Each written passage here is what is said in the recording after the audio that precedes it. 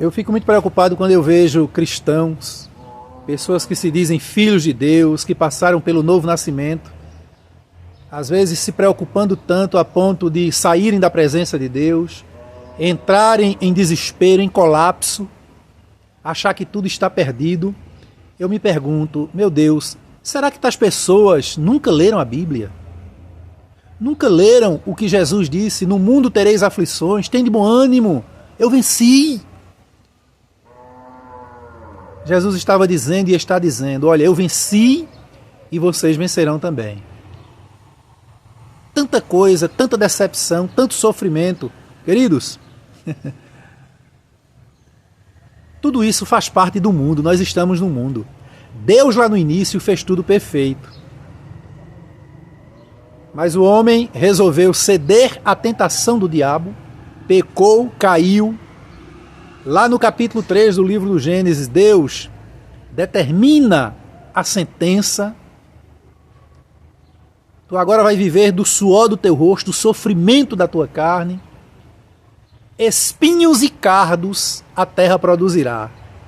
Espinhos e ervas daninhas. Esses espinhos que quando a gente anda no mato nos perturbam tanto, para nada servem, somente para perturbar.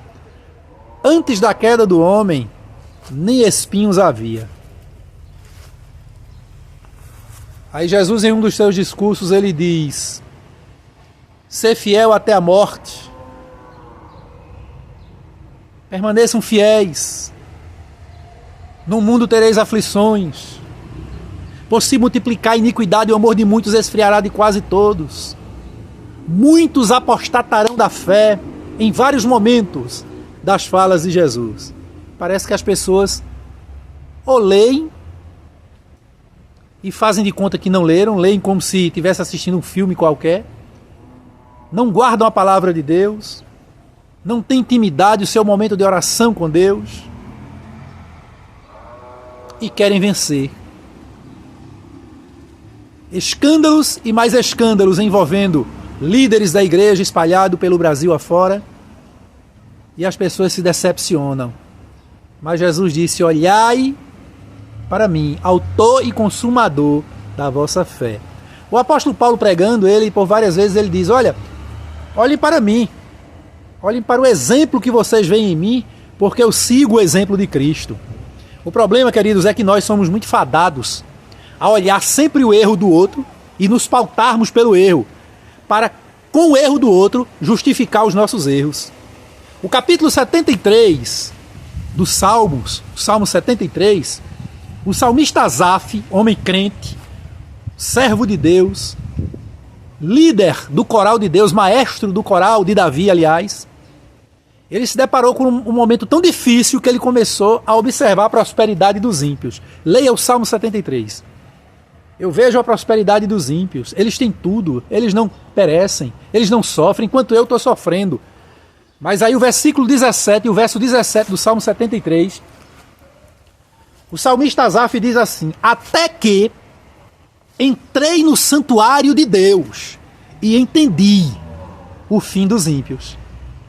Sabe qual é o problema de muita gente que se deixa influenciar pelas coisas ruins a ponto de se desviar dos caminhos do Senhor, a ponto de entristecer? É porque estão valorizando, considerando mais os problemas e o erro dos outros para justificar os seus erros, e deixam de entrar no santuário de Deus. Mas faça como fez o salmista Asaf: entre no santuário de Deus, comece a buscar a presença de Deus, estude a palavra de Deus, não leia a Bíblia como se estivesse lendo uma revista qualquer, não, estude, medite. Capítulo 1 do livro de Josué, nós vemos ali um texto tremendo, quando Josué entra em um processo depressivo de muita tristeza, porque Moisés, o seu líder, havia morrido. E Josué tinha acompanhado toda a saga de Moisés, a mansidão, a sabedoria e o amor de Moisés para com o povo.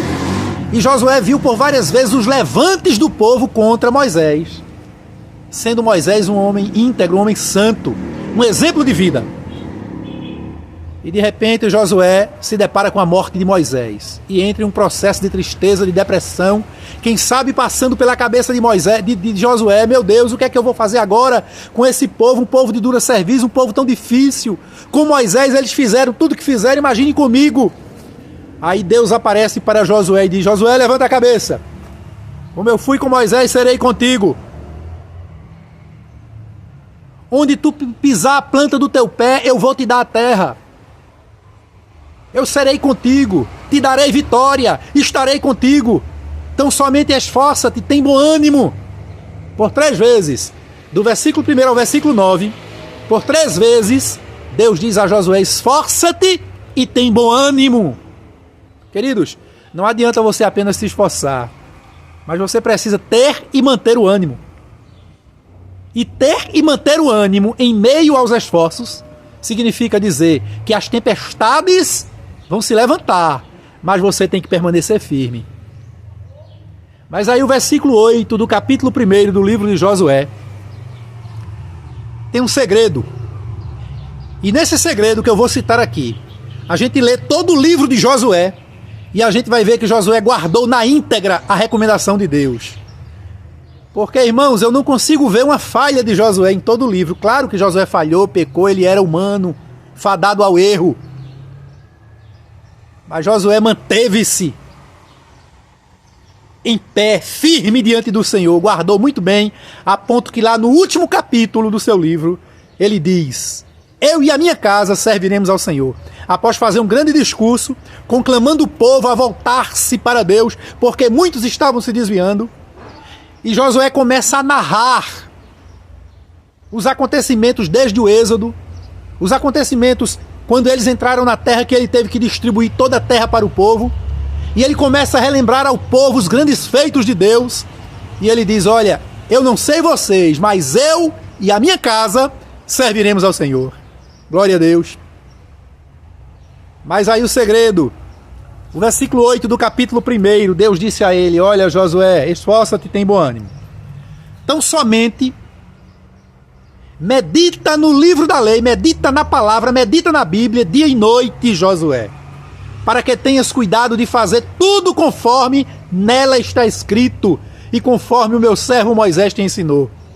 Meu irmão, minha irmã, jovem, você que está aí na sua igreja, independente da denominação da instituição, leia a Bíblia, estude a Bíblia, não se bitole apenas naquele pregador que você acha que é o máximo, aquele pastor, aquele líder, aquele cantor, não.